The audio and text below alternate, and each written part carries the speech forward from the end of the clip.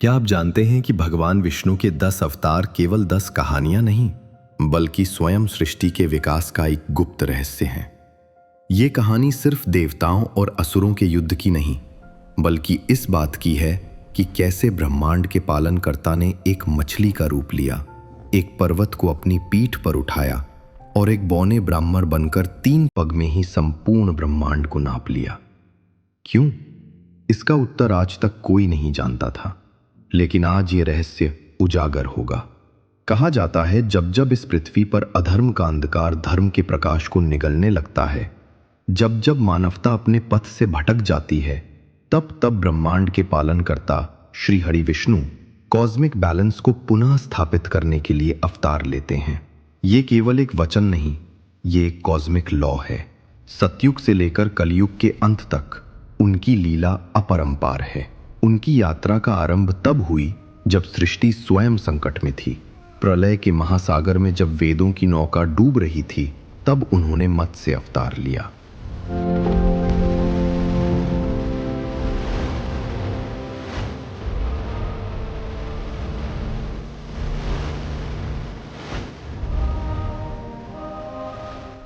जब देवों और असुरों के समुद्र मंथन में मंदार पर्वत रसातल में समाने लगा, तब वे विशाल कूर्म बनकर उस पर्वत के आधार बने।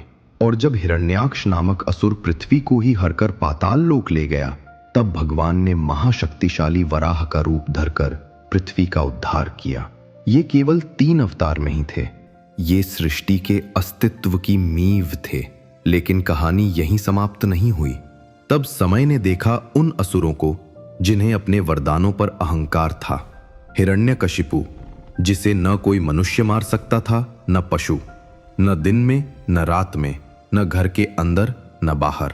तब उसी क्षण एक खंभे को चीरकर प्रकट हुए नरसिंह, जो न मानव थे न पशु। उन्होंने संध्या काल में देहरी पर अपनी गोद में रखकर उस असुर का अंत किया।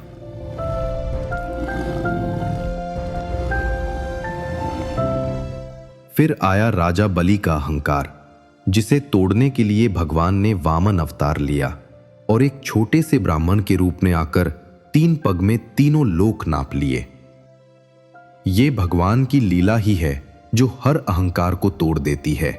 आपको क्या लगता है, क्या आज के युग में भी अहंकार ही मनुष्य का सबसे बड़ा शत्रु है?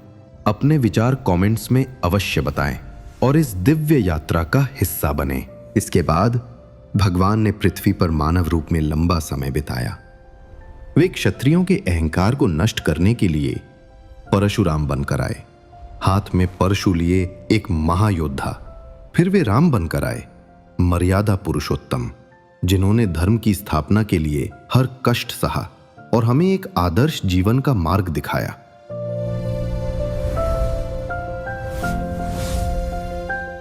और फिर आए कृष्ण, जिन्होंने महाभारत के युद्ध में अर्जुन को गीता का ज्ञान दिया और प्रेम, कर्म और धर्म का सबसे गहरा रहस्य समझाया। ये अवतार हमें सिखाते हैं कि दिव्यता हमारे भीतर ही है। और अब वो रहस्य, क्या आपने इस क्रम में छिपा पैटर्न देखा?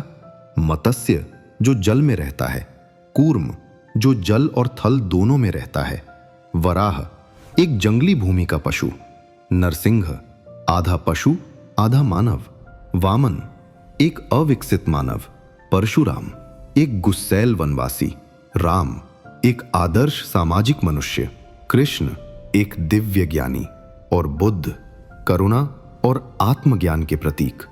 ये केवल अवतारों की सूची नहीं, ये पृथ्वी पर चेतना के विकास की कहानी है। ये यात्रा अभी समाप्त नहीं हुई है। शास्त्र कहते हैं कि इस कलयुग के अंत में, जब अधर्म अपनी चरम सीमा पर होगा, तब भगवान विष्णु अपने 10वें और अंतिम अवतार कल्कि के रूप में प्रकट होंगे। वे एक श्वेत अश्व पर सवार होकर हाथ में प्रज्वलित खड्ग लिए आएंगे और पाप का नाश कर एक नए सतयुग का आरंभ करेंगे। ये दशावतार भगवान का आश्वासन है कि अंधकार चाहे कितना भी गहरा हो, प्रकाश की विजय निश्चित है। भगवान विष्णु के अवतार हमें सिखाते हैं कि परिवर्तन सृष्टि का नियम है और हर युग की अपनी चुनौतियां होती हैं, जिनका सामना करने के लिए दिव्यता नए रूप लेती है।